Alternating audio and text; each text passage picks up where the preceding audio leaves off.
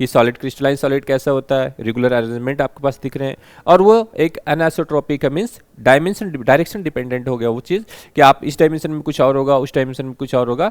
और उसमें भी हेलो दोस्तों, welcome to aspiring SS and today I will discuss about the some important concept related to CUET physics, जिसमें कि सबसे ज़्यादा जो क्वेश्चंस आपको देखने को मिला हुआ है पेपर्स में अक्सर वो सेमीकंडक्टर इलेक्ट्रॉनिक्स डिवाइसेस से मिलते हैं, और वहीं से आपको थोड़ा सा लॉजिक गेट भी देखने को मिल जाता है।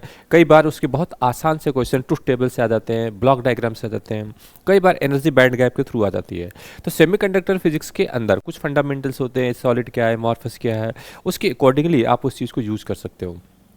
तो जो आपका सेमीकंडक्टर फिजिक्स इलेक्ट्रॉनिक्स की जो प्रिंसिपल्स हैं वो आपको बेसिक फंडामेंटल से समझनी चाहिए, और उसकी हेल्प से कि एनर्जी बैंड गैप क्या होता है, किस तरीके से उसको यूज करते हैं, कैसे उसको अप्लाई करते हैं, ये सारी चीज़ें आपको बहुत ठीक से समझना चाहिए, ताकि यहाँ से जो क्वेश्चन आने वाले हैं वो कई बार इस तरीके का डायरेक्ट क्वेश्चन भी आता है, कई बार थोड़े से कैलकुलेटिव क्वेश्चन भी आ जाते हैं, जो कि एग्जाम के पॉइंट ऑफ व्यू से वो इंपॉर्टेंट भी होते हैं, और वही वो क्वेश्चन जो लोग ज़्यादा ठीक करते हैं वो रैंक के ऊपर की तरफ जाते हैं। तो मेरा सजेशन यही रहेगा कि जब आप भी इलेक्ट्रॉनिक्स को पढ़ें, उसमें डिजिटल पार्ट का भी थोड़ा सा देखें, सेमीकंडक्टर फिजिक्स को अगर आप देखते हैं तो वहाँ पर बाकी जो कॉन्सेप्ट्स है उस चीज़ को भी ठीक से देखें, जैसे सॉलिड एमॉर्फस की कंडीशन के अकॉर्डिंगली, और उसके अकॉर्डिंगली जितने भी टाइप्स के वहाँ पर आपका पी टाइप है, एन टाइप है, सेमीकंडक्टर फिजिक्स है, उन सबको ठीक से समझिए। एनर्जी बैंड के गैप के बेसिस पर समझना ज़्यादा इंपॉर्टेंट है, क्योंकि एग्जाम में अक्सर वो देखने को मिलता है, उसके एग्जाम्पल्स भी देखने को मिलते हैं। तो इस सेशन में आइए हम लोग देखते हैं कि हमारा जो सीयूटी का पेपर है उसमें पेपर का नाम है इलेक्ट्रॉनिक डिवाइसेस। इसके अंदर जो भी डिस्कस करते हो आप सेमी कंडक्टर इलेक्ट्रॉनिक्स और materials devices and simple circuit, इसमें से रिलेटेड कोई भी क्वेश्चन आपके पास आ सकता है। तो बेसिक पार्ट जो यूनिट का नाम है वो ये है इलेक्ट्रॉनिक डिवाइसेस। इसका फंडामेंटल्स क्या आपको समझना है और इसके क्वेश्चंस क्या देखने हैं, उस तरीके से सब कुछ आपको समझना चाहिए, ठीक है। सो दैट आपके इस डिवाइसेस में सबसे पहला आपके पास वैसी कुछ फंडामेंटल चीज़ें हैं जो कि एक बार सिंपली देखते हुए चलेंगे, फिर हम चलेंगे जहाँ पर हमारा मेन क्वेश्चन पेपर का होता है, वो आता है पी जंक्शन और एन जंक्शन डिवाइसेस, उसके अकॉर्डिंगली हम उस चीज़ का सोल्यूशन करेंगे, ठीक है। Now the first one is it is the branch of science which deal with the electrons emission flow and its control through the vacuum gases and semiconductor। ये वाला part आपका सबसे इंपॉर्टेंट पार्ट है। मैंने पहले भी कहा कि मैं थोड़ा सा बैकग्राउंड कॉन्सेप्ट भी लेके चलूंगा इसमें, जो एग्जाम के पॉइंट से बहुत इंपॉर्टेंट होगा आपके लिए, ओके। पहला वर्ड आता है सॉलिड, ठीक है। सॉलिड में क्या है, we know that the each substance is composed of atoms. Substances are mainly classified into 3 categories, namely solid, liquid and gases. ये 3 पार्ट्स बेसिक पार्ट है, और ये 3 पार्ट होते हैं यहाँ पर। उसमें से जो सॉलिड है, each solid atoms are at definite positions and average distance between them is constant depending upon the internal arrangement of atoms, ठीक है। Solids are further divided into the 2 categories. बस स्टेटमेंट वर्ड वाइज भी देखते चल रहे हैं कि fundamental किससे 2 पार्ट में सॉलिड को भी डिवाइड किया जाता है। एक पार्ट उसमें आएगा क्रिस्टलाइन सॉलिड और दूसरा पार्ट होगा एमॉर्फस, जिसको आगे देखेंगे। तो क्या इस दोनों ही पार्ट में हम देख सकते हैं कि भाई ये चीज क्या है, क्रिस्टलाइन सॉलिड किसको आप बोल सकते हो, एमॉर्फस किसको आप बोल सकते हो। तो ये दोनों ही चीजें जो डिपेंड करती है वो अरेंजमेंट ऑफ द एटम के ऊपर डिपेंड करती है। ये बात हमारे सेमीकंडक्टर फिजिक्स के लिए इसलिए इंपॉर्टेंट है कि वहाँ पर भी हम बहुत सारे बिहेवियर्स देखते हैं मेटल्स के लिए, क्यों कैसा होंगे। जैसे कि आप कुछ देखो, एक अगर आप आयरन की पीस को अगर आप जमीन पे गिराओगे तो इस ब्रिटल टूटेगा नहीं, लेकिन अगर आपने ग्लास पीस को, इतना छोटा सा ग्लास पीस लिया और उसको आप गिरा दे नीचे की तरफ, तो वो क्या होगा, को ब्रिटल होकर टूट जाएगा सारा अलग अलग तरीके से। तो वो टूट क्यों गया, सॉलिड तो वो भी है, और दूसरा वाला चीज वो कुछ भी नहीं टूटा। तो इन दोनों के बीच में जो एक्सप्लेनेशन है साइंटिफिकली, इसको on the basis of arrangement of the atoms in the solids के ऊपर डिपेंड करता है। उसी अरेंजमेंट के ऊपर इस पे कैटेगराइज किए गए हैं, और 2 डिफरेंट सॉलिड्स को दिखाया जा रहा है, एक ब्रिटल वाले और एक जो टूटते नहीं है। तो इस तरीके के साइंटिफिक स्टेटमेंट में आप कैसे चीज़ों को समझेंगे, सबसे पहले आपके पास वर्ड आएगा crystalline solids. The solids in which the atoms are arranged in regular order, ये वर्ड आया regular order, okay, are called crystalline solid.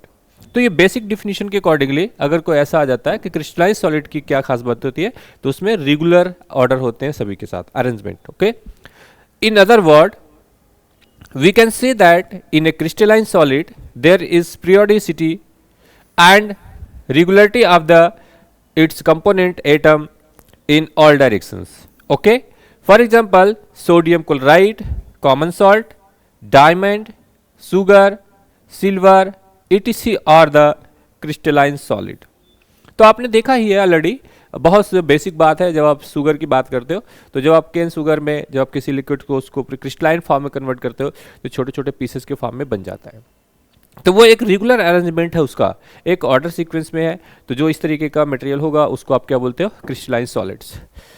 Now their atoms are arranged in a definite geometrical shape, definite geometrical shape.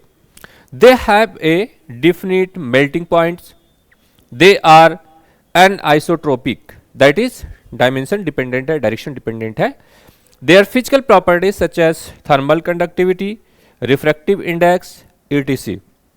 तो thermal conductivity को आप कैसे represent करते हो, refractive index को आप म्यू से रिप्रेजेंट करते हो। ये सारी बातें उस ज्योमेट्रिकल शेप के ऊपर भी डिपेंड करती हैं और ये एनआइसोट्रोपिक भी है, मीन्स डायरेक्शन डिपेंडेंट होंगे।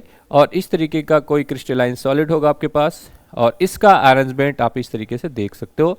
और ठीक है, और यहाँ पे ये डायमेंशन होंगे आपके पास डिफरेंट, तो ये एक्सिस डिपेंडेंट हो गया, ठीक है ना। Are the different in different directions, they are real solids. ये क्या है, they are the real solids. इस पार्ट्स में जो बेसिक चीजें, उसमें से एक ये बैकग्राउंड नॉलेज आपका ये अरेंजमेंट होना चाहिए कि सॉलिड क्रिस्टलाइन सॉलिड कैसा होता है, रेगुलर अरेंजमेंट आपके पास दिख रहे हैं। और वो एक एनासोट्रोपिक है, मीन्स डायमेंशन डायरेक्शन डिपेंडेंट हो गया वो चीज़ कि आप इस डायमेंशन में कुछ और होगा, उस डायमेंशन में कुछ और होगा। और उसमें भी थर्मल कंडक्टिविटी और रिफ्रैक्टिव इंडेक्स, दो वर्ड भी आ रहे हैं, इसका भी इंपॉर्टेंस इसके लिए हो सकता है आपके पास। Okay, now the some basic fundamental is also related to this one, ठीक है। This also related to this one. Amorphous solid. Amorphous solid. The solids in which the atoms do not have definite arrangement. ठीक है, वहां पे क्या था, regular arrangement, और यहाँ पे क्या आपके पास है, डिफिनिट अरेंजमेंट। ठीक है बेटा, good. Now are called the amorphous solids. They are also called the glassy solids. Glass, rubber, plastic, powder, ठीक है, पाउडर नहीं यहाँ पे, powder, etc are the amorphous solid, ठीक है। They do not have a definite arrangement of its atoms, that is they do not have a characteristic geometrical shape, ठीक है। Means जैसे कोई आपको पीस मिल जाता है, कोई सॉलिड है इस तरीके का, उस तरीके का कोई ज्योमेट्रिकल शेप नहीं। कोई पाउडर आपके पास गिवन है, ग्लासेस है, रबड़ भी आप देखो वो भी सॉलिड है, बस उसके पास क्या है, उसके जो एटम के अरेंजमेंट है वो रेगुलर नहीं है। अगर मैं थोड़ी एडवांस की बात करूं, जो कि इन जनरल बहुत छोटी सी एक ही बात कहूंगा, अगर आपके पास कोई क्रिस्टलाइन सॉलिड्स है तो उसके रेगुलर अरेंजमेंट होने की वजह से एक्स और डे में जब आप इसका एमिशन इंटेंसिटी देखते हो आई के 2 थीटा के वैल्यूज आएगी तो वो कुछ इस तरीके से आ जाती है। डिफरेंट अरेंजमेंट की वजह से उसमें इस तरीके से ग्राफ दिखेगा आपको। लेकिन जैसे ही आप एमॉर्फस की आप बात करते हो तो यहां पर सिर्फ एक इंटेंसिटी और 2 थीटा के साथ एक हम्प मिलता है, बस इस तरीके का एक हम्प, या कई बार ये हम्प इस तरीके से भी मिल जाता है, एक हम्प बस इतना सा दिखेगा।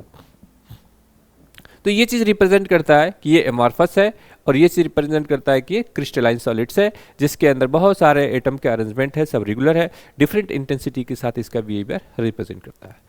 Now they do not have A definite melting point, definite melting point भी नहीं होता है, छोटे छोटे पॉइंट्स हैं, बस एक बार रीड करने की जरूरत है आपको। They are isotropic, means directional independent हो गया, that is their physical properties such as conductivity of heat, refractive index, etc are same in all directions।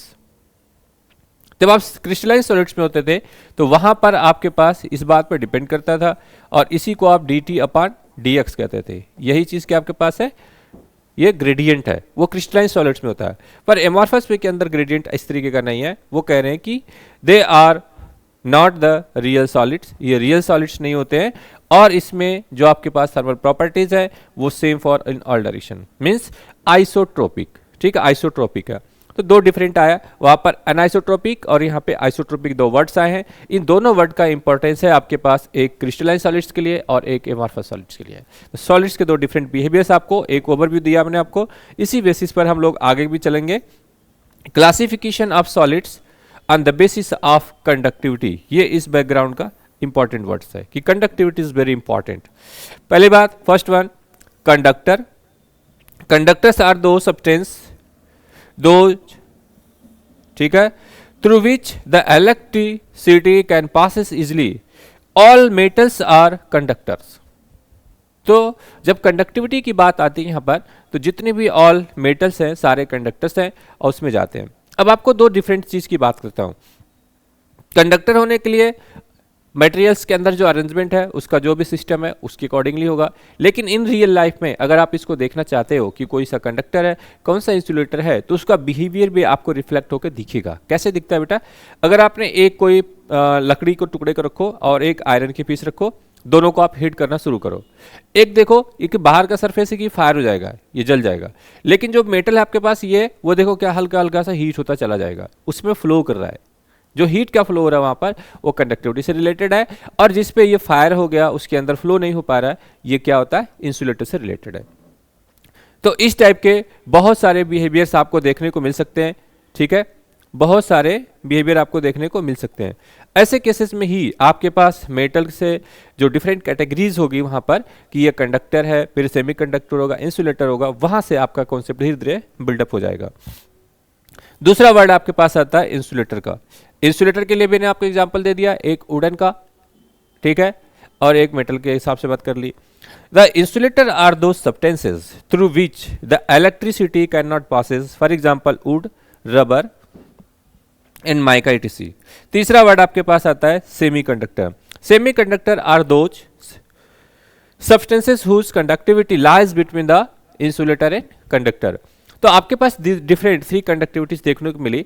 एक आपके पास मेटल की कंडक्टिविटी आपके पास फुल कंडक्टिविटी होगी और वो कंडक्टर की तरह बिहेव करता है।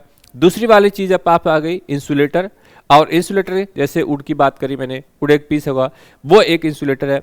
लेकिन कुछ ऐसे भी मेटल हैं, ऐसे भी सॉलिड्स हैं जो कि कंडक्टिविटीज लाइज करते हैं between the metal and insulator के बीच में, ठीक है। तो इस दोनों के बीच में जो रहेगा उसको हम क्या बोलते हैं, सेमी कंडक्टर, ठीक है, सेमी कंडक्टर। कभी सेमी इंसुलेटर मत बोलना उसको, सेमी कंडक्टर वर्ड यूज किया गया हर तरफ। The semi conductor are those substances whose conductivity lies between the conductors and insulators, for example germanium, silicon and carbon. ये एग्जाम्पल याद रखना बेटा, पेपर में कई बार सीधे सीधे एग्जाम्पल आ जाते हैं। आसान सा क्वेश्चन जब आता है तो कौन सा किसी से रिलेटेड है। तो ये वुड और रबर, ये आपके पास क्या इंसुलेटर है, और यहां पर जो आपको दिख रहा है जितने भी मेटल्स हैं सभी क्या है, कंडक्टर्स हैं, और ये बाकी के जो आपको जर्बेनियम, सिलिकॉन, कार्बन etc मिल रहे हैं, ये सब क्या है, इंसुलेटर है, semiconductor, sorry semiconductor. Now the some basic fundamental is there, important यहां से स्टार्ट होता है, ये पार्ट्स आपका सबसे इंपॉर्टेंट होगा, जहां पर energy band gap of solids, यहीं से सारा एक्सप्लेनेशन एक्सप्लेन किया जाता है कि एनर्जी बैंड गैप कैसा होना चाहिए किसी मेटल के लिए या कंडक्टर के लिए, कैसा होना चाहिए इंसुलेटर के लिए, और कैसा होना चाहिए सेमीकंडक्टर के लिए। दो वर्ड यहाँ पर एक्सप्लेन किए जाएंगे, दो वर्ड आपके पास आएंगे, एक आएगा कंडक्टर का और conduction band and valence band, उसी के बीच में एनर्जी बैंड गैप बनेगी, उसी के बेसिस पे सारी प्रॉपर्टी सारे मेटल्स की और जो भी मटेरियल्स होंगे सभी मटेरियल की प्रॉपर्टी उसी के बेस पर एक्सप्लेन किया जाएगा, और सारे क्वेश्चन भी उसी के रेंज अराउंड से देखने को आपको मिल सकते हैं। Now in A crystal, due to interatomic interaction, balance electron of one atoms are shared by more than one atoms in it. Thus, splitting of energy level take place. Okay, so the collection of these closely spaced energy level is called an energy band.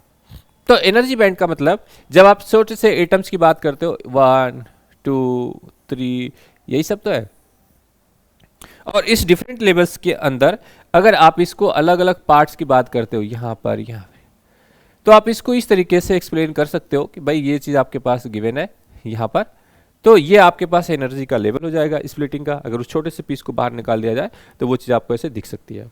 और इसके बीच का जो gaps है, ये चीज़, यही तो conduction band और valence band को रिप्रेजेंट करेंगे कि यहाँ से कोई एटम्स यहाँ से कैसे जाएगा, कैसे आएगा, और वहीं से स्पेक्ट्रम आएगा, वहीं से स्प्लिटिंग आएगा। नाउ द बैलेंस बैंड वो बैंड है, this energy band contains valence electron, यहाँ पर बैलेंस इलेक्ट्रॉन होगा, एंड दिस बैंड में be partially or completely filled with electrons but never be empty. Okay, the electrons in this band are not capable of gaining energy from external electric field due to part of a conduction of current. ठीक है, तो balance band की ये जो property आपको दिख रही है कि नेवर बी इम्पटी, ये बात आपको याद रखनी है कि आपका valence band is never be empty. ठीक है बेटा। And now the electrons in this band are not capable of gaining energy from external electric field to take the part in the conductor of current. बिल्कुल fundamental चीजें हैं, basic चीजें हैं, जिस तरीके से आप इस चीज को यूज करते जाओगे फंडामेंटल चीजें हैं। यहां पर छोटी छोटी बात, पिछली वाली स्लाइड में मैंने आपको एग्जांपल्स दिए थे, वो तीनों एग्जांपल याद रखना। सीयूटी के एग्जाम पर कई बार स्ट्रेट फॉरवर्ड क्वेश्चन भी आ जाते हैं, बिल्कुल सिंपल वाले, जिसको मेमोरी बेस्ड होते हैं, और आपको बस देखना है और उस पर अटेम्प्ट लेना है, बस इतनी करना है। Now the energy band of solids के बीच में हम लोगों ने पहले बैलेंस बैंड को स्टडी कर रहे हैं, और यहाँ पर हमें पता चल रहा है कि बट नेवर बी इम्पटी, ये चीज़ खाली नहीं रखना है। बैलेंस बैंड में बैलेंस तो होना ही चाहिए, तभी आपके पास यहाँ पर इलेक्ट्रॉन उसके अगले कंडक्शन बैंड में या एनर्जी बैंड गैप के ऊपर जाएंगे। तो धीरे धीरे इस वर्ड्स के अकॉर्डिंगली आप देखोगे। दूसरा वर्ड आपके पास यहाँ पर आएगा conduction band. This band contains conduction electrons. This band is either empty or partially filled with electrons. Electron के अकॉर्डिंगली यहां पर आप देख सकते हैं कि या तो पार्शली फिल्ड होगी या वो चीज इम्पटी भी हो सकती है, वहां पर दोनों पॉसिबिलिटीज है। तीसरा वर्ड आपके पास यहां पर आया है forbidden band. This band is completely empty. Forbidden band means allow ही नहीं है यहां पर इलेक्ट्रॉन को आने का, तो जाहिर सी बात है कि वो चीज क्या होगी, कंप्लीटली इम्पटी ही रहेगी। As temperature increases, forbidden energy gap decreases. ये वर्ड, ये लाइन आपका बहुत इंपॉर्टेंट होगा एमसीक्यूज के पॉइंट ऑफ व्यू से, कि जैसे जैसे आपने टेम्परेचर बढ़ाओगे तो आपकी जो फॉरबिडन गैप है उसकी बीच की गैप जो होगी वो डिक्रीज करेगी। तो with increasing the temperature decreasing the energy band gaps. ठीक है, in forbidden gap the gap band gap the minimum energy required to shift an electron from balance band to conduction band is called band gap. ठीक है, band gap energy, ये वाले situation आपको यहां पर मिल रही है। तो ओवरऑल इस सिचुएशन में सब फंडामेंटल चीजें हैं, बहुत एडवांस चीजें नहीं है। मैं अगर बेसिक्स इसकी बात करता हूं तो ये चीज आप इसको कह सकते हो कि ये कंडक्शन बैंड है, और यहां पर एक एनर्जी बैंड गैप है, और एक आपके पास ये, इसको आप कह सकते हो ये बैलेंस बैंड है। ठीक है ना। तो इस बैलेंस बैंड के साथ यहां से कोई इलेक्ट्रॉन यहां से कोई इसमें कैसे जाए, वो चीज़ इंपॉर्टेंट है। तो जो फॉरबिडन रीजन होगा, उस फॉरबिडन रीजन में तो ये कंप्लीटली इम्पटी रहेगा। टेम्परेचर आप बढ़ाते हो यहाँ पर तो इसके बीच का गैप क्या होगा, डिक्रीज होता चला जाएगा। ठीक है ना, डिक्रीज होता जाएगा। तो इसी चीज़ के लिए जो बेसिक फंडामेंटल चीज़ है आप इस तरीके से देख सकते हो। ये आपका है बैलेंस बैंड, ये है कंडक्शन बैंड, ये इसके पास इम्पटी है स्पेस, जहाँ पर कोई भी आपका इलेक्ट्रॉन फील्ड नहीं होता, हमेशा खाली रहेगा। लेकिन जैसे आप टेम्परेचर बढ़ाओगे तो ये गैप कम होता चला जाएगा। कम होने का मतलब एक बेसिक सेंस होना चाहिए कि क्या इसका मतलब है, कि जैसे आप टेम्परेचर बढ़ाओगे तो इलेक्ट्रॉन यहां से निकल के इस लेवल पे जा सकता है, यही यहां पर इसका रीजन है। ठीक है, तो जो आपके पास ईजी दिख रहा है यहां पर, वह एनर्जी बैंड गैप वो यहीं पर दिखेगा आपको, कि इतना एनर्जी बैंड गैप है। आप उसको जितना इलेक्ट्रॉन, जितनी एनर्जी दोगे आप, उसी एनर्जी से बैलेंस बैंड से कंडक्शन बैंड में चला जाएगा वो चीज। ठीक है, these are the fundamentals of this part. And now the classification of solids on the basis of energy band। यहां से आप इस चीज को यूज करना है। आपके पास तीन वर्ड्स आ गए, बैलेंस बैंड, कंडक्शन बैंड और फॉरबिडन बैंड। ये थ्री आपके पास पार्ट आ गए। इन्हीं तीनों को यूज करके अब हम इस पूरे चैप्टर को फिनिश करेंगे, और इसी चैप्टर से क्वेश्चन आपको देखने को मिल जाएगा। तो पहला word, first one, the depending on whether the energy band gap is zero, large, small, the solids may be classified into conductors, insulators and semiconductors are explained below.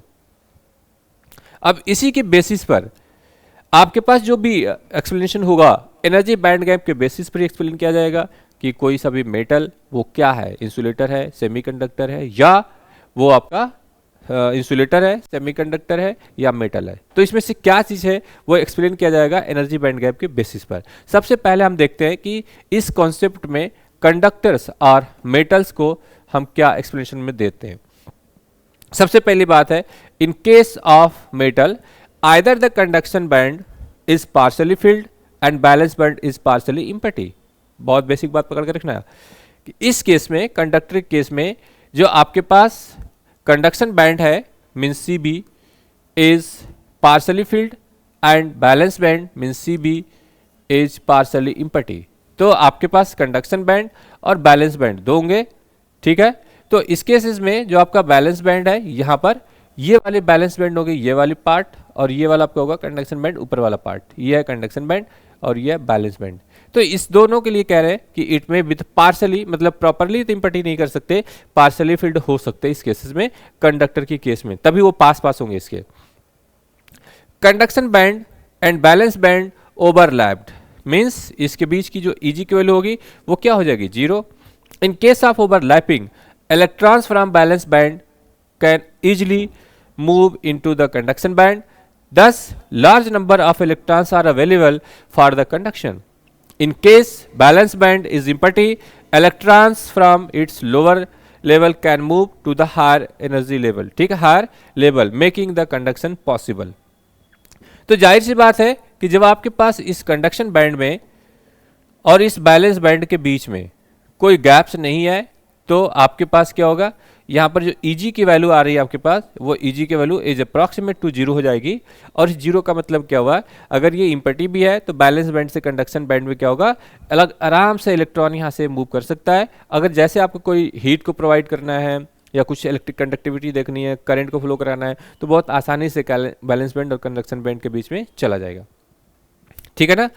तो ये आपके पहले this is the reason why the resistance of metal is low. और यही एक reason है कि यहाँ पे कोई बैरियर्स नहीं है, कोई इम्पटी स्पेस नहीं है, तो यहाँ पर क्या होगा, रेजिस्टेंस यहाँ का बहुत लो होगा और कंडक्टिविटी इज हाई, और इसकी वजह से कंडक्टिविटी बहुत हाई होगी। कंडक्टिविटी हाई है, आराम से इलेक्ट्रॉन फ्लो कर जाएगा, कोई भी उसका जो भी सॉलिड का क्वांटा होगा एनर्जी का, वो उसके अकॉर्डिंगली जब वो फ्लो कर जाएगा, तो उस केस में जो भी एनर्जी फ्लो कर रही है वहाँ पर, उस चीज़ के अकॉर्डिंगली वो बहुत आसानी से कोई इलेक्ट्रॉन्स आपके बैलेंस बैंड से कंडक्शन बैंड में चला जाता है। और यही रीज़न है कि जब आप किसी मेटल को हीट करते हैं तो वो जलता नहीं है, बल्कि हीट होता है धीरे धीरे, क्योंकि आसानी से हीट फ्लो करती है पूरे सिस्टम के अंदर, क्योंकि आसानी से इलेक्ट्रॉन अपने एक बैलेंस बैंड से बैलेंस से कंडक्शन बैंड में आसानी से फ्लो कर जाता है। रीज़न इज दैट कि इसकी जो एनर्जी बैंड गैप हो वो 0, अप्रॉक्सीमेट 0 होती है, ठीक है। तो यहाँ पर जो वर्ड यूज कर रहे हैं, energy of balance band, energy of conduction band, और इस दोनों के बीच का जो एनर्जी गैप है वो क्या है, approximate 0। Now this is the overlapping conduction band, और यहाँ पर है आपके पास इलेक्ट्रॉन इलेक्ट्रिक, ठीक है। तो बहुत ही आसानी से यहाँ का इस सिस्टम से यहाँ से इस चीज़ को फ्लो कर सकते हो। तो कंडक्शन बैंड में एक बात याद रखना है, एनर्जी बैंड गैप मिनिमम है, मिनिमम तो नहीं कह सकते, 0 कहना है, अप्रॉक्सीमेट ऑर्डर टू द 0, ठीक है। And the second part is insulator. In insulator the balance band is completely filled whether as the conduction band is completely empty. ये बात बहुत अच्छे तरीके से याद रखना कि जो ऊपर वाला लेवल है आपके पास कंडक्शन बैंड का वो प्रॉपर एम्प्टी है, और जो बैलेंस बैंड है वो कंप्लीटली फिल है। Now as there is no electrons in conduction band, so no electrical conduction is possible.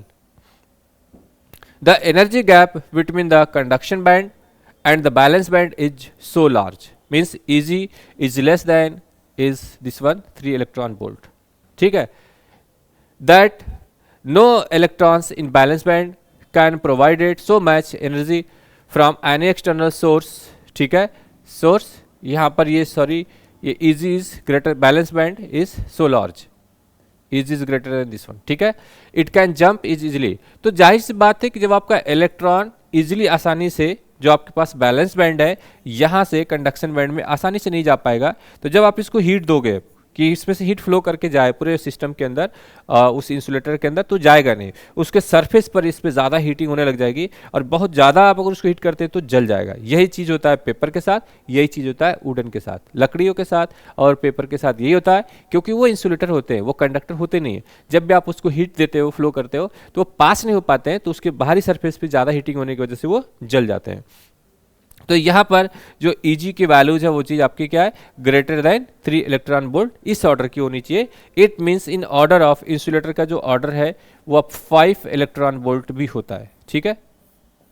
In generally जो अच्छा इंसुलेटर परफेक्टली वो उसका 5 इलेक्ट्रॉन वोल्ट के ऑर्डर का होता है, ये एनर्जी बैंड गैप Eg का, ठीक है। तो आपने देखा कि जो कंडक्टर है वहां पर एनर्जी बैंड 0 है, जो इंसुलेटर है उसकी ग्रेटर देन 3 इलेक्ट्रॉन वोल्ट, और जो बढ़िया अच्छे तरीके का इंसुलेटर होगा उसका क्या होगा, 5 इलेक्ट्रॉन वोल्ट के ऑर्डर का हो जाता है। नाउ हम लोग देखें कि सेमीकंडक्टर जो मेन यूजफुल है, सारे एलईडीज, लाइट, डायोड, सारा उसी प्रिंसिपल पे काम करता है, हमें जाना वहीं पर है सेमीकंडक्टर के पास में। तो उसके बाद एक चीज हमारे पास यहाँ पे आती है, third one is the semiconductors. The energy band structure of a semiconductor is shown in the figure. It is similar to that of an insulator, but which have a comparatively small energy gap, means less than Eg, less than 3 electron volt, उससे कम होगा at absolute zero temperature, means T की values आपका kelvin के order में होना चाहिए। The conduction band of semiconductor is totally empty and balance band is completely filled.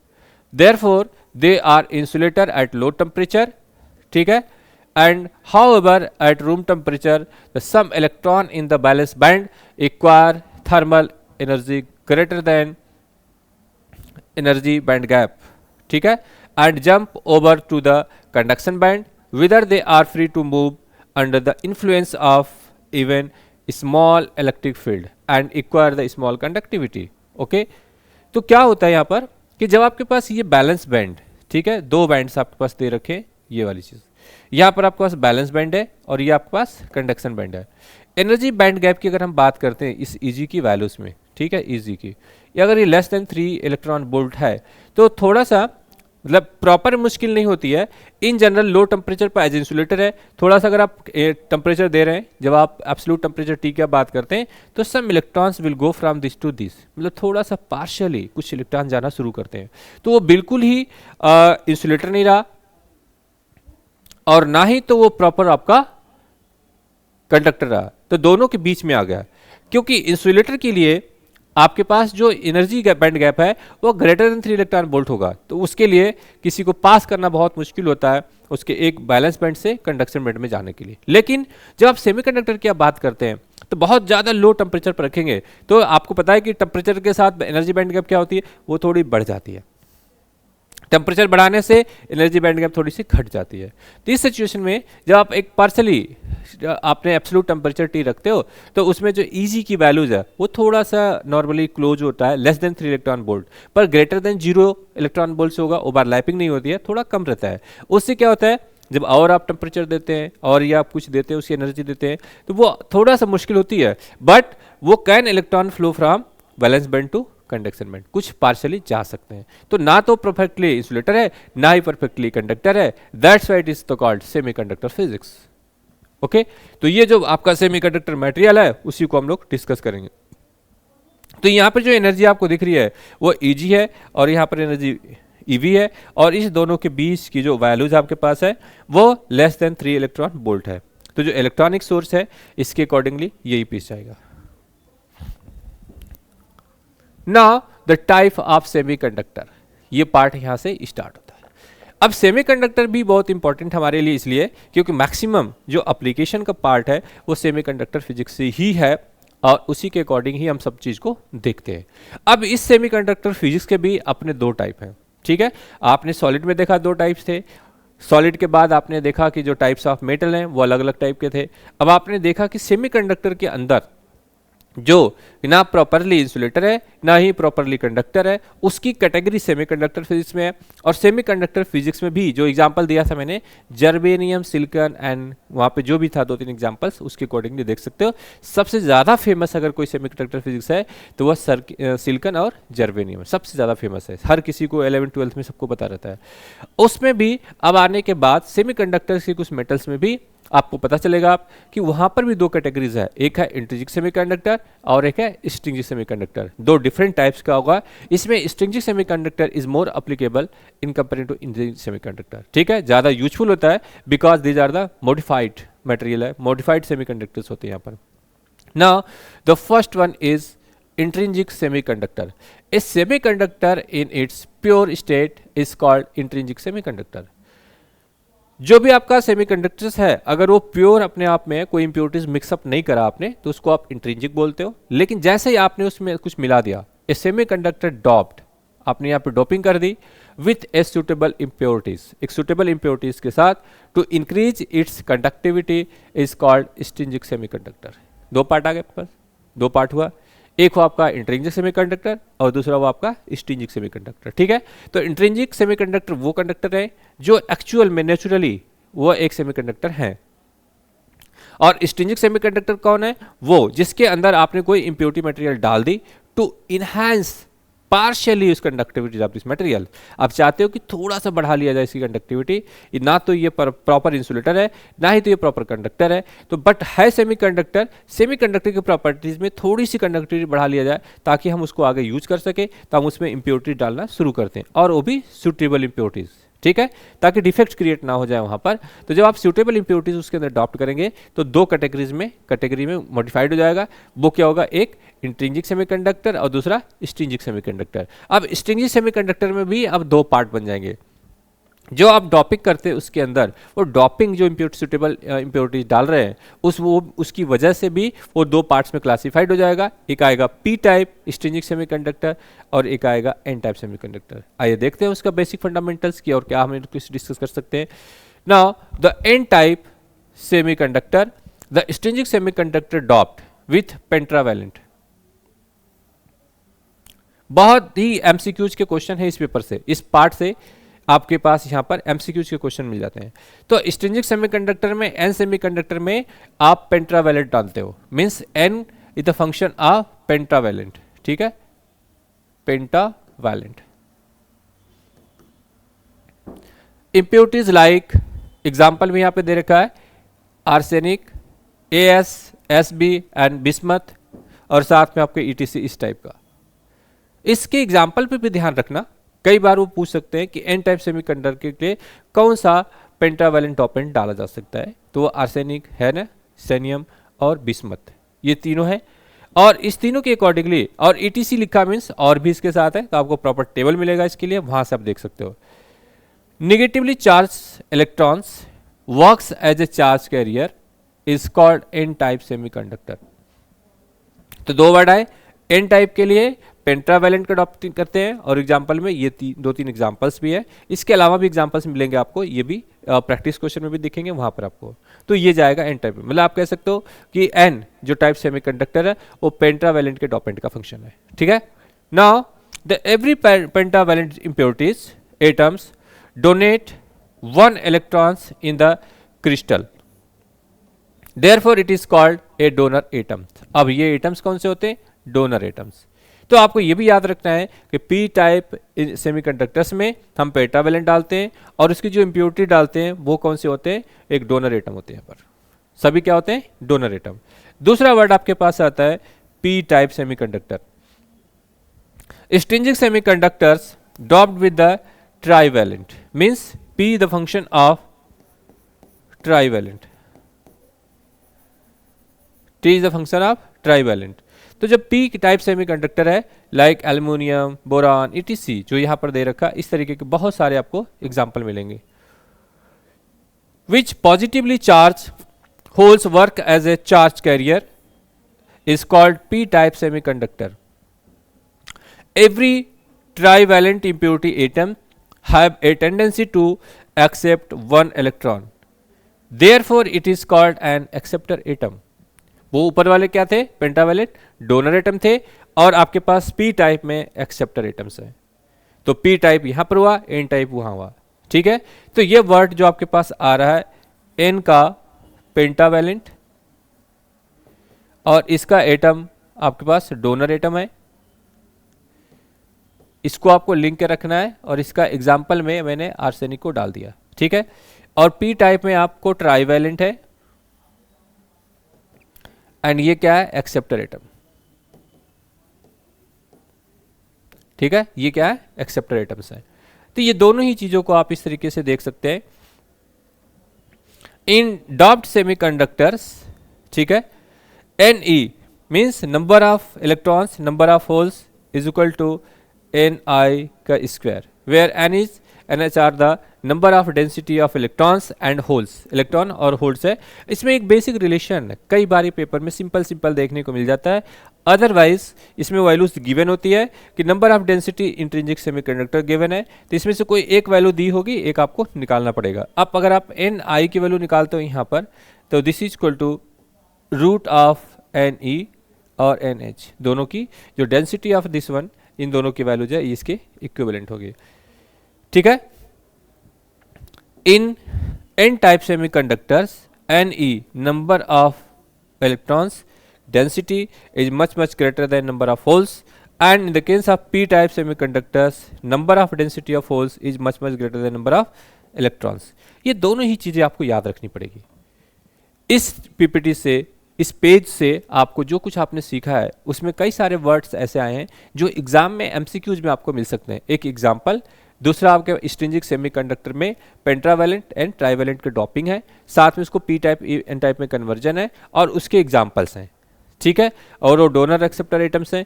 इसमें से कोई भी एक आपको एमसीक्यूज फॉर्म में स्टेटमेंट मिल सकता है। साथ में आपको ये भी याद रखना है कि जो डेंसिटी है आपके पास, number density of electron and hole, इसका जो मल्टीप्लिकेशन है वो Ni इंट्रिंसिक के स्क्वायर की इक्विवेलेंट होगा, ठीक है। तो कई बार ये पेपर में इस तरीके का क्वेश्चन यहाँ से एग्जाम्पल से, टाई और पेंटावैलेंट से, एन टाइप और पी टाइप से कुछ न कुछ एमसीक्यूज में देखने को मिल जाते हैं। Now the electrical conduction through the semiconductor, ये पार्ट्स भी इंपॉर्टेंट है उसी हिसाब से, क्योंकि यही सब यूज में आते हैं आपके एप्लीकेशन सेक्शन में। बहुत सिंपल सी वर्ड है, when a battery is connected across a semiconductor whether intrinsic और extrinsic, a potential difference is developed across its end. Due to the potential difference, an electric field is produced inside the semiconductors. A current, although very small, start flowing through the semiconductors. This current may be due to the motion of, ठीक है, free electrons, ये इसकी वजह से हो सकते हैं, motion of free electrons, और दूसरी बात हो सकती है होल्स की वजह से, ठीक है, ठीक है, होल्स की करंट की वजह से। तो दो चीजें आपको यहां पे मिल रही है, एक free electrons IC current of this one, and second is holes current of IH। Electron move in positive direction of electric field while holes move in the direction same direction, ठीक है। Electron move in opposite direction, ठीक है, means जो आपके पास यहाँ पर motion दिख रहा है, जो इलेक्ट्रॉन है उसके जब भी इस मोशन का यहाँ होगा तो इसका फ्लो ऑफ इलेक्ट्रॉन करंट का डायरेक्शन यहाँ होगा, तो जो motion of direction this one होगा और उसकी इस तरफ होगा। लेकिन ये चीज ऑलवेज फिक्स होती है, these are always fix, so that जो करंट है वो क्या है, एक scalar quantity. Current is a scalar quantity, scalar quantity, because direction is always fix. इसका डायरेक्शन तो है लेकिन ऑलवेज फिक्स है, that's why current is a scalar quantity. Sometimes कुछ बच्चे ऐसे सोचते हैं कि डायरेक्शन पर डिपेंड करता है, तो इसका क्या होना चाहिए, ये एक वेक्टर क्वांटिटी होनी चाहिए, लेकिन ऐसा नहीं है, बिकॉज करंट की डायरेक्शन जो आपके पास फ्लो ऑफ इलेक्ट्रॉन की डायरेक्शन है उसका अपोजिट ऑलवेज होता है, और होल्स के केस में उसका जो होल्स का करंट होगा उसके फ्लो ऑफ डायरेक्शन की तरफ होता है, ठीक है ना। तो जो करंट आपका है वो होल इलेक्ट्रॉन के opposite and direction of holes इसके साथ है, पर ये डायरेक्शन ऑलवेज फिक्स है, that's why current is a scalar quantity. ये भी कई बार पेपर में देखने को मिल जाता है, आजकल इस पेपर क्वेश्चन में नहीं आता, बट पहले काफी आते थे। The motion of holes towards right in the figure take place because the electrons from right hand side come to fill this hole, creating a new hole in their own position. Thus we can say that holes are moving from left to right, left to right. Thus current in semiconductor can written as I is equal to, total current is I is equal to electron plus current of holes. तो I is equal to this one. Okay अब ये आपके पास field की direction है, ये देखो आप इसकी करंट की डायरेक्शन है, यहाँ पर आप इलेक्ट्रॉन की डायरेक्शन इस साइड है तो इसकी करंट की डायरेक्शन इस साइड है, तो करंट आपका इस साइड में फ्लो कर रहा है और इलेक्ट्रॉन की डायरेक्शन इस साइड में जा रही है ना, इसके अपोजिट डायरेक्शन में जा रही है। और ऑलवेज अगर आपको याद रखना है तो आप कर सकते हो कि पॉजिटिव टर्मिनल से हमेशा इलेक्ट्रॉन को निकालो और यही चीज मोशन करा दो अंदर। ठीक है, यहाँ पर भी पॉजिटिव टर्मिनल से इलेक्ट्रॉन निकाल दो और इसके हिसाब से वो चली जाएगी पॉजिटिव और नेगेटिव टर्मिनल से, और ये इलेक्ट्रॉन की डायरेक्शन इस तरफ है तो इसका direction current of direction this one है,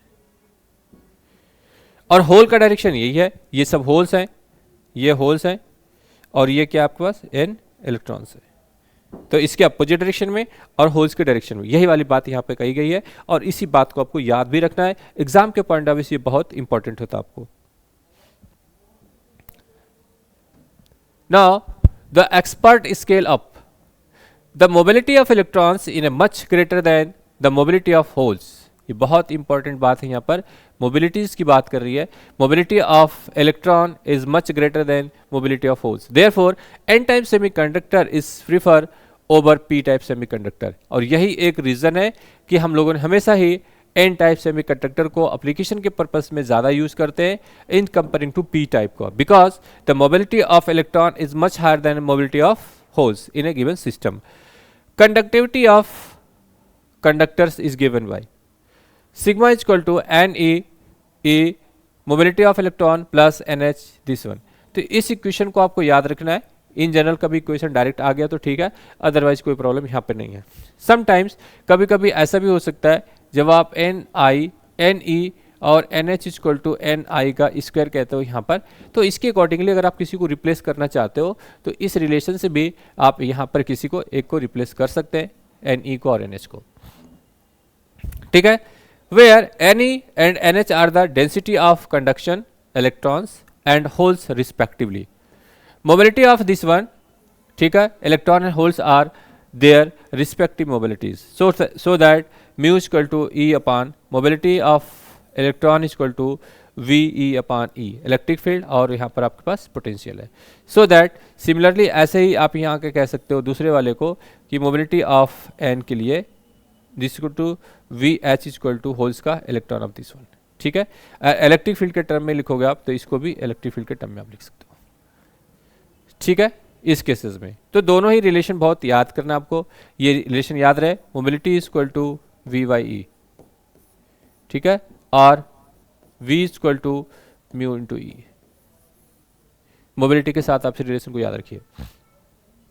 electrical conductivity of extrinsic semiconductor is given by conductivity is equal to, ठीक है, 1 upon resistivity and this is equal to what, this one.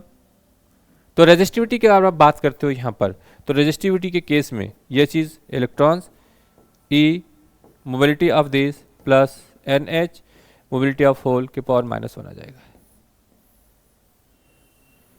ठीक है, पूरे के पावर -1 है, पूरे के पावर -1। तो याद रखना कि जब आप कंडक्टिविटी के लिए बात करते हो तो डायरेक्टली रिलेशन है इसके साथ, लेकिन जब आप इसकी रेजिस्टिविटी की बात करते हैं तो 1 अपान करके आ जाएगा ये। ठीक है, तो पावर में एमसीक्यूज के जब क्वेश्चंस बनते हैं तो इतनी सी चेंज की वजह से भी हो सकता है कि आपके एग्जाम में ये एमसीक्यूज देखने को मिल जाए। ठीक है, now where rho is the resistivity, mu E and mu H are the mobility of electrons and holes respectively. Energy gap for germanium is 0.72 electron volt and for silicon 1.1 electron volt. अब इस band gap की कई बार MCQs में देखने को मिल चुका है कि जर्मेनियम का एनर्जी बैंड गैप किसका होता है, और ये दोनों ही ऑप्शन में होते हैं, सिलिकॉन और जर्मेनियम। तो सिलिकॉन का 0.72 इलेक्ट्रॉन वोल्ट है एंड जर्मेनियम का, एंड सिलिकॉन का 1.1 इलेक्ट्रॉन वोल्ट। तो ये चीज़ आप अपने टेबल पे याद रखिए, जर्मेनियम के लिए 0.72 इलेक्ट्रॉन वोल्ट एंड सिलिकॉन के लिए यहाँ पर ये 1.1 इलेक्ट्रॉन वोल्ट होगा। ठीक है, तो ये बेसिक बेसिक पार्ट्स है, इससे क्वेश्चन आना ही आपके मेमोरी बेस्ड पर है और फंडामेंटल क्वेश्चन आने हैं, बिल्कुल बेसिक और फंडामेंटल। स्टार्ट से ही जब से सेमीकंडक्टर स्टार्ट हुआ है वहाँ से सारी स्टेटमेंट आपके लिए बहुत इंपॉर्टेंट है। और हर एक चीज़, ये पी टाइप क्यों है, एन टाइप क्यों है, किसको ज़्यादा प्रेफरेंस करते हैं, क्यों प्रेफरेंस करते हैं, दोनों पे बीच के रिलेशन क्या है, एनर्जी बैंड गैप कितनी किसकी होनी चाहिए, और कौन सा पी टाइप कौन सा एन टाइप है, इन सब के जो एग्जाम्पल्स हैं इन सब से एटलीस्ट 1 और 2 MCQs आपको डायरेक्टली पेपर में देखने को मिलेंगे। और इसी फंडामेंटल टॉपिक से जिस तरीके आपको डील कर रहा हूं मैं, ठीक है। अब आता थी यार पी एन जंक्शन की, पी एन जंक्शन की। यहां पर एक बात याद रखना आप, बहुत बेसिक बात, कि पी अलग और एन अलग, ये दोनों इलेक्ट्रिकली न्यूट्रल होते हैं, इलेक्ट्रिकली, और ये वर्क कब करते हैं, जब P और N को ज्वाइंट करते हो आप एक साथ ही, जब उनको एक साथ कनेक्ट करोगे तभी P टाइप और N टाइप में फ्लो स्टार्ट हो जाएगा। अब जैसे ही आपने यहाँ पर एक होल डिप्लेशन लेयर की बात करी, ठीक है, और ये इलेक्ट्रॉन है, an arrangement of consisting A P type semiconductor brought into the close contact with the N type semiconductor is called PN junction, ठीक है। अब P और N जंक्शन को आपने यहाँ पे रख दिया। अब इस दोनों के साथ देखो, P की तरफ पॉजिटिव और N की तरफ नेगेटिव, ठीक है। ये आपके पास इलेक्ट्रॉन्स हैं और ये आपके क्या है, होल्स हैं। जैसे ही आपने इसको कनेक्टिविटी करी तो MCQs का एक बढ़िया क्वेश्चन रिफ्लेक्ट हो गया यहाँ पर कि पॉजिटिव वाले इसके अपोजिट है और निगेटिव वाले इसके अपोजिट हैं। जो आपका डिप्लेशन लेयर बना, इस डिप्लेशन लेयर की कोई थिकनेस T एज्यूम कर सकते हो, इसमें P इस अपोजिट में गया, इस साइड पॉजिटिव, और निगेटिव इसकी तरफ चला गया। तो P और N टाइप के डिप्लेशन लेयर में याद रखना, P की तरफ ये जो आपके पास डिप्लेशन लेयर में पहली लेयर बनती है यहाँ पर, ये नेगेटिव होंगे, एंड इसके अपोजिट में N साइड पर क्या है, पॉजिटिव वाले आ जाते हैं। क्लियर है। ये MCQs में कई बार पेपर में पूछा गया है। N और P टाइप को जब हम बैरियर जब कनेक्ट करते हैं, इस पे जब कॉन्टैक्ट में ले आते हैं, तो उसके अपोजिट साइड में कौन सा लेयर बनता है, और इसके इस अपोजिट P साइड के अपोजिट में कौन सा है, या P साइड में कौन सी लेयरिंग बनती है और N टाइप कौन सी नेगेटिव बनती है। N के लिए नेगेटिव होता है और उसके लिए पॉजिटिव बन जाएगी, P के लिए पॉजिटिव होता है तो उसके लिए नेगेटिव, तो दोनों का रिवर्स ऑर्डर में बन जाता है, ठीक है। However if this junction is provided with metallic contact at the ends for the application of external voltage, then it is called PN junction diode। अब इसी को इस तरीके से रिप्रेजेंट करना है। यहाँ पर जो आपका पॉजिटिव है P से रिलेटेड है, नेगेटिव N से रिलेटेड है। अभी PN जंक्शन डायोड का एक ये रिप्रेजेंटेशन है कि PN जंक्शन डायोड को इस तरीके से रिप्रेजेंट करेंगे, ठीक है। तो कहीं भी अगर आपको न्यूमेरिकल्स में इस तरीके का कोई डायग्राम आपको दिखे तो आप इसको P और इसको N और इस दोनों को PN जंक्शन डायोड एज्यूम कर सकते हैं, और जैसे बैटरी से कनेक्ट करेंगे इसमें से करंट का फ्लो हो जाएगा। अभी ये अलग बात डिस्कस करेंगे कि ये फॉरवर्ड वाइस है कि रिवर्स वाइस है, आगे भी आ ही जाएगा प्रॉपर में, बट आपको सिर्फ इतना याद रखना है कि अगर पॉजिटिव से P कनेक्टेड है तो ये आपका फॉरवर्ड वाइस होगा, एंड पॉजिटिव से N कनेक्टेड है तो वो रिवर्स वाइस हो जाएगा, ठीक है। और इसका बेसिक रिप्रेजेंटेशन यही है, और इसके अलावा बहुत सारे डायोड्स आपके पास आएंगे जिसका अलग अलग नोटेशन रिप्रेजेंट करने को मिलेगा आपके पास। Terms related to PN junction, ठीक है, diodes are PN junction diodes, ठीक है। सबसे पहली बात है depletion layer. At PN junction a region is created whether there is no charge carrier. This region is called depletion layer. This width of this region is the order of 10 to the power minus 6 meter. Paper में आपको ये भी देखने को मिला एक बार कि किस ऑर्डर का होता है। ऑर्डर में चॉइस कैसा था, मीटर, ठीक है, इस तरीके का, सेंटीमीटर, माइक्रोमीटर और नैनोमीटर, ये सब ऑप्शन में रहेंगे इस तरीके का। कि जो डिप्लेशन लेयर है उसका ऑर्डर क्या होगा, तो आपको किसको अटेम्प्ट लेना बेटा, माइक्रोमीटर्स को, क्योंकि 10 टू द पावर माइनस 6 क्या है, ये माइक्रोमीटर ही तो है। तो जो डिप्लेशन लेयर का जो रीजन है वो माइक्रोमीटर के ऑर्डर का होता है, ना कि मिलीमीटर, सेंटीमीटर और नैनोमीटर्स का। ऐसे भी देख सकते हैं मिलीमीटर, सेंटीमीटर, माइक्रोमीटर, नैनोमीटर, ठीक है। तो इसमें से आपको याद रखना है कि माइक्रोमीटर स्केल जो ऑर्डर है वही चीज़ आपको याद रखना है, वही लेके चलना आपको, ठीक है। दूसरा पार्ट आपके पास है potential barrier. The potential difference across the depletion layer is called potential barrier, ठीक है। The barrier potential for the germanium is 0.3 electron 0.3 volt and for silicon 0.7, ठीक है, ये आपके पास जो बैरियर है उसकी जो वैल्यूज है, जर्मेनियम के लिए 0.3 और सिलिकॉन के लिए 0.7। नाउ दो पार्ट्स हैं आपको आगे, forward biasing. In this biasing the P side is connected to the positive terminal, जो कि मैंने अभी अभी बताया आपको, and N side to negative terminal of a battery. In this biasing the forward current flow due to the majority charge carriers and the width of the depletion layer decreases. Okay, पूरा ही statement है, और question भी आपके calculation वाले कम आते हैं, fact wise ज़्यादा क्वेश्चंस आते हैं, इसलिए फैक्ट को ज़्यादा अच्छे से समझना है और इसको सिर्फ रिवीजन करके चलना है। जहाँ जहाँ भी क्वेश्चन है मैं आपको बताते भी चल रहा हूँ कि कहाँ से किस तरीके का क्वेश्चन पेपर में आ चुका है, वो सब चीज़ आपको दिखा रहा हूँ। अब यहाँ भी फैक्ट है कि आपके पास जो पोटेंशियल बैरियर है उसकी जो वैल्यू है जर्मेनियम के लिए 0.3 एंड सिलिकॉन के लिए 0.7 है। ठीक है, तो इस तरीके से आपको चीज़ों को याद रखना है। अब रिवर्स बाइस में क्या होगा यहाँ पर, in this biasing the P side is connected to negative terminal and N side is positive terminal of a battery. In this biasing the reverse current flow due to the minority carrier. ठीक है, तो इसमें बहुत basic सी बात है कि एक diode आपके पास है जो स्टेटमेंट में कहा जा रहा है, ये आपके पास है फॉरवर्ड वाइस।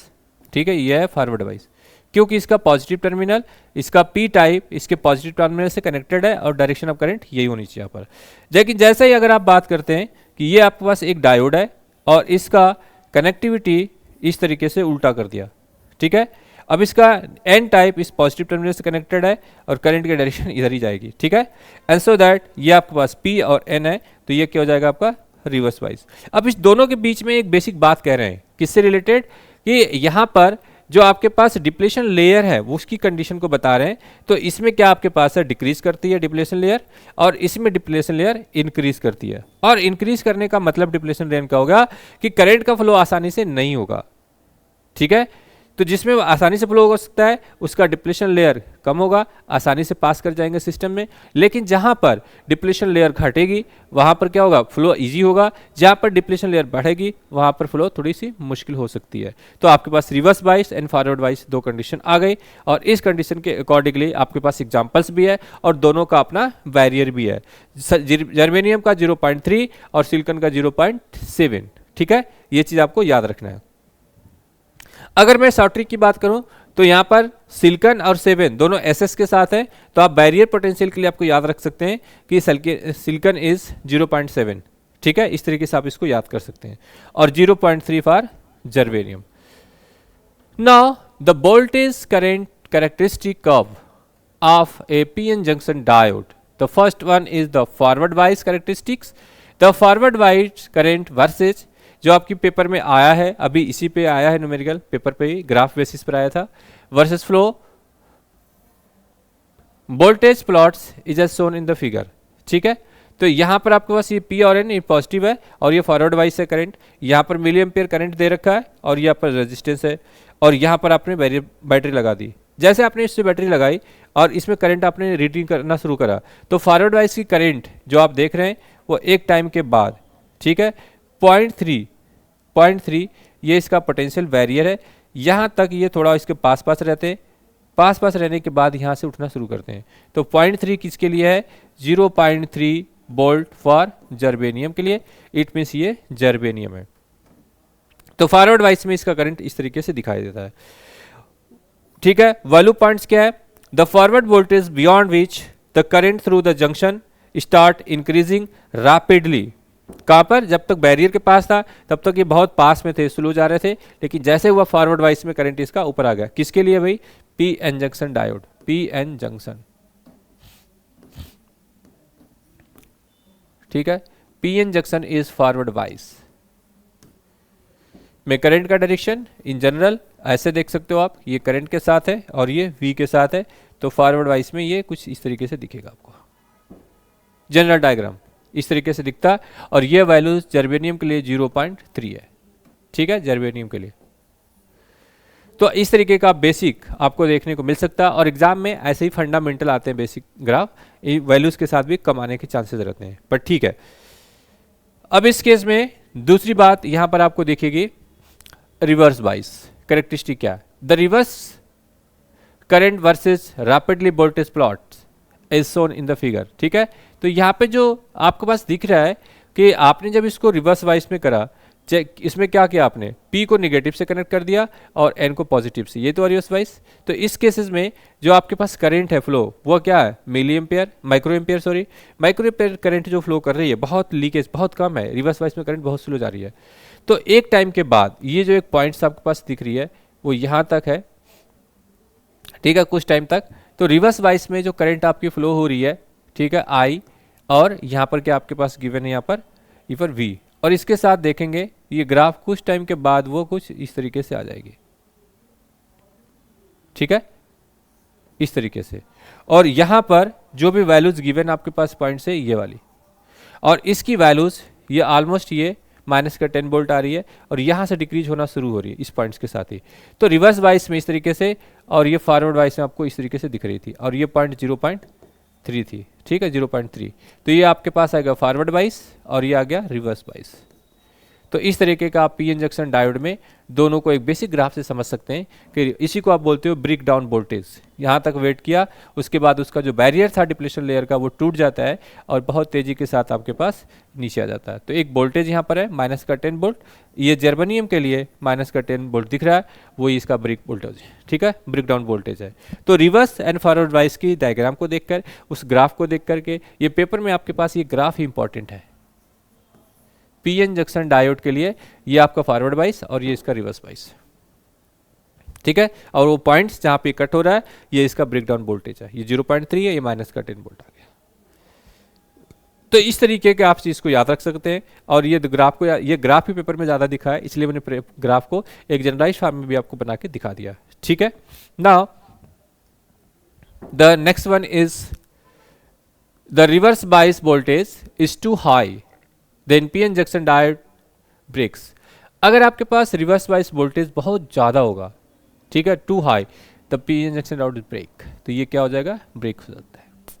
सो दैट इसका जेनर ब्रेकडाउन की कंडीशन लेके आया गया कि जेनर ब्रेकडाउन्स, जेनर ब्रेकडाउन्स में पी एन जंक्शन डायोड की तरह ही होता है, यहाँ पर फंडामेंटल्स होते हैं, बट इसका जो नोटेशन होगा आपके पास वो कुछ इस तरीके से, ये इस तरीके से गिवन होगा।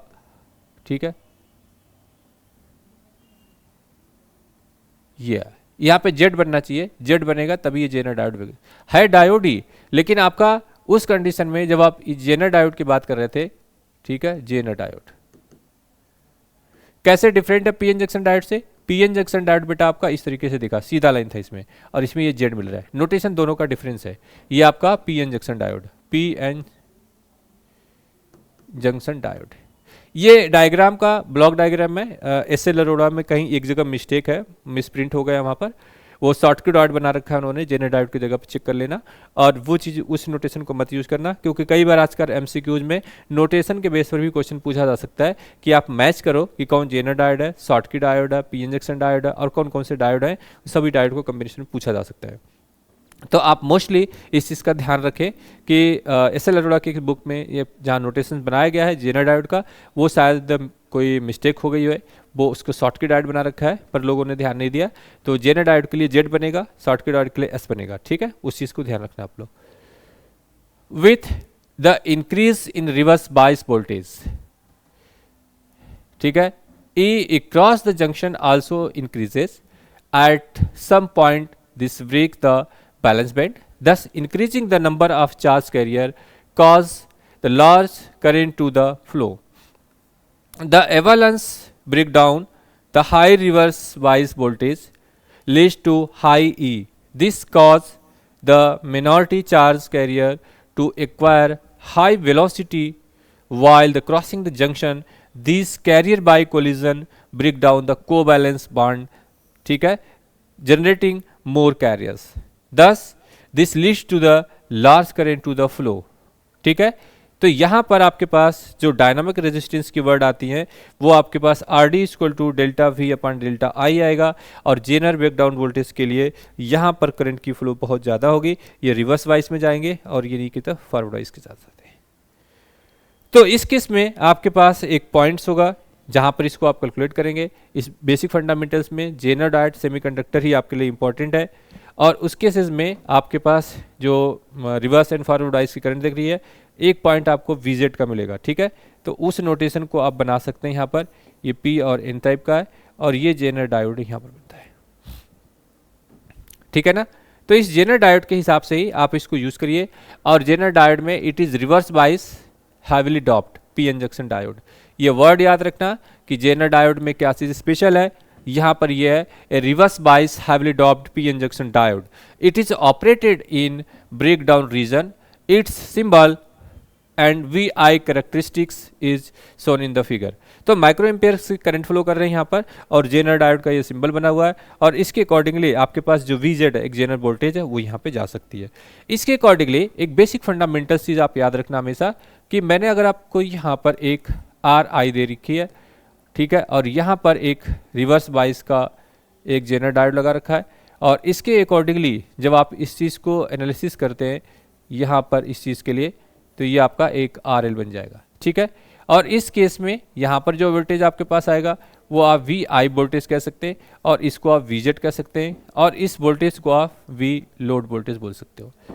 तो इस सिचुएशन में, इस कंडीशन में आपके पास जो फ्लो ऑफ करंट यहाँ पर आती है वो इस डायरेक्शन में यहाँ पे जा सकती है और बाकी यहाँ पे जा सकती है। तो जो करंट का फ्लो आपके पास है वो I initial current is equal to current of Z current plus IL, ये इक्वेशन यहाँ पर मिलती है। तो जो भी करंट आपका यहाँ से फ्लो करेगा वो इसके साथ जाएगा और यहाँ पर कंडीशन क्या है इस जेनर को ऑन और ऑफ होने के लिए कि जो आपके पास ये वैल्यूज है VL की, लोड वोल्टेज की, ये वैल्यूज ग्रेटर होना चाहिए और इक्वल टू VZ होना चाहिए। अगर आपका जेनर वोल्टेज वो उससे कम है तो उस कंडीशन में ये करंट का फ्लो नहीं करेगा इसके अकॉर्डिंगली, अगर ये इससे ज़्यादा है तभी वो पे जाएगा, ठीक है, तभी ये इसका वाइस चेंज होगा और उसके बाद इसकी करंट अंदर की तरफ फ्लो करेगी। तो इस कंडीशन में यहाँ पर जो भी वैल्यूज आपके पास आ रही हैं वो VZ के साथ इसमें और इस करंट की वजह से आप इसको निकाल सकते हो। जो IZ की करंट आएगी वो इनिशियल करंट एंड माइनस का लोड करंट आएगा, ठीक है, इस दोनों को निकाल सकते हैं। और ये करंट क्या होगी आपके इसमें से इन दोनों का डिफरेंस अपन रेजिस्टेंस ही होगा V, ठीक है, VZ VI अपन R ये आ जाएगा। माइनस का लोड रेजिस्टेंस के लिए आपके पास यही VZ होगा अपन RL, ठीक है, तो VZ अपन RL ये वाली करंट मिल जाएगी। तो आपके पास जेनर करंट निकालने का एक ऑप्शन यहाँ पर होगा जो कि इसके रेफरेंस में इस रेजिस्टेंस के साथ, इसके रेफरेंस में इस रेजिस्टेंस के साथ जो वैल्यूज आएंगी उन दोनों का डिफरेंस ही आपके पास इसमें VZ की तरफ जाएगा, ठीक है। इन एनी केस अगर आपके पास ये वाली जो करंट है I एंड ये करंट है आपके पास IZ और ये करंट है IL, ठीक है, ये लोड करंट है, अगर ये दोनों आपस में सेम हो गए तो जेनर करंट में कुछ नहीं जाएगा, सब उसमें जीरो करंट फ्लो करेगा। तो ये एक बेसिक बिहेवियर होगा जेनर वोल्टेज का जिसको आपको यहाँ पर यूज करना है, ठीक है। And some basic parts of this one is light emitting diode, ठीक है। एलईडीज की बात आ रही है, एलईडीज में लाइट एमिट करके बाहर की तरफ जा रही है। इसमें क्या कर रहे हैं, it is the forward bias PN junction diode which emit light when recombination of electron and holes take place at the junction, ठीक है। जैसे वो डायोड्स थे आपके पास, एक आपका P N junction diode, Zener diode, इसी तरीके से डायोड में जो एलईडीज पीएन जंक्शन का जो एप्लीकेशन सेक्शन है वहाँ पर आप एलईडीज को भी देख सकते हैं, लाइट एमिटिंग डायोड का भी। वहाँ पर एक आपको बेसिक ग्राफ, बहुत ज़्यादा यहाँ से क्वेश्चन तो नहीं पूछा जाता पर फंडामेंटल जरूर पूछे जाते हैं यहाँ से।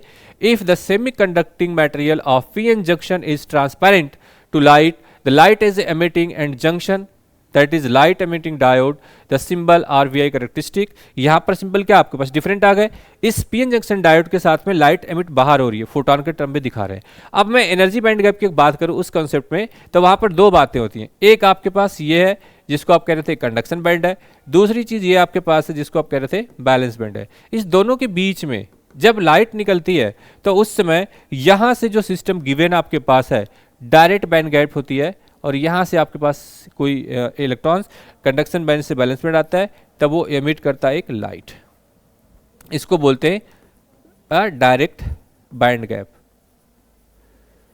ठीक है, डायरेक्ट बैंड गैप। और साथ में ही जब आप इस चीज को, जब यहाँ से कुछ भी निकलती है सिस्टम के अकॉर्डिंगली, अगर वो चीज इनडायरेक्ट निकलती है तो वहां पर सिर्फ एनर्जी निकलती है। अगर आपका सेम बिहेवियर इस तरीके से दिखता है कि भाई यहाँ पर ये आपके पास कंडक्शन बैंड है और यहाँ पर ये चीज आपका बैलेंस बैंड है, ठीक है, और इस सिचुएशन में आपका जो इलेक्ट्रॉन का एमिशन है वो इनडायरेक्ट, मीन्स यहाँ से इस तरीके से इधर से आ रहा है, डायरेक्ट नहीं है, इसको बोलते हो indirect band, in direct band gap. तो इस केस में क्या होती है, एनर्जी निकलती है, ठीक है, या हीट करता है, ये सिस्टम को सिर्फ हीटिंग करता है ये चीज़, हीट। और यहाँ पर आपको क्या निकलती है, लाइट। तो डायरेक्ट और इनडायरेक्ट बैंड गैप में, जो डायरेक्ट बैंड गैप है उसी में लाइट एमिट करती है और वो एलईडीज का पार्ट हो जाता है। और यहाँ पर जब आप रिवर्स वाइज में, फॉरवर्ड वाइज में आप बात करते हो तो ये रहती है, लेकिन जैसे ही रिवर्स वाइज की बात करते हो तो वो कुछ इस तरीके से जाती है, जो कि यूनिकनेस है। और यही चीज़ ग्राफ आपके लिए इंपॉर्टेंट है, ये ग्राफ इंपॉर्टेंट है। सिर्फ इस सेक्शन को आपको याद रखना बेटा हमेशा के लिए, ये सेक्शन आपको बिल्कुल याद रखना है कि ये सेक्शन क्या है। यही सेक्शन पेपर में रिवर्स वाइज ऑर्डर में ये चीज़ आपसे पूछा जा चुका है कई बार, और ये चीज़ आपके लिए बहुत इंपॉर्टेंट है, ये सेक्शन, ठीक है। इस ग्राफ को याद रखना है कि इसमें बाकी चीज़ों में क्या थी, वो इस साइड से आ रहे थे, लेकिन इसमें क्या इस तरीके से जा रहे हैं, ठीक है। तो ये चीज़ आपको बहुत अच्छे से याद रखना है, ओके। और ये चीज़ इंपॉर्टेंट है, यही चीज़ इंपॉर्टेंट है ग्राफ को, इस ग्राफ को भी याद रखना। बाकी फंडामेंटल डायरेक्ट बैंड गैप और इनडायरेक्ट बैंड गैप के लिए मैंने आपको बता दिया, उसके हिसाब से आप उसको लेके चलना है, ठीक है ना। तो आज के सेशन में इतना ही, बाकी के जो बचे हुए पार्ट्स हैं वो आपको अगले सेक्शन में मिलेंगे। अभी तक के लिए आपका thank you so much and welcome, all the best. और आप हमारे एस्पायरिंग एसएस के चैनल को सब्सक्राइब कर लीजिए, और जो भी डाउट्स हैं, जो भी आपको क्वेश्चन क्वेरीज है, आप हमें मैसेज कर सकते हैं, कॉल कर सकते हैं, और हमारे एस्पायरिंग एसएस को ज्वाइन कर सकते हैं जो प्रशांत बिहार में है, एज वेल हमारे यूट्यूब चैनल ज्वाइन कर सकते हैं। और आप सबका वेलकम है, ओपन है आपके किसी भी डाउट्स के डिस्कशन के लिए।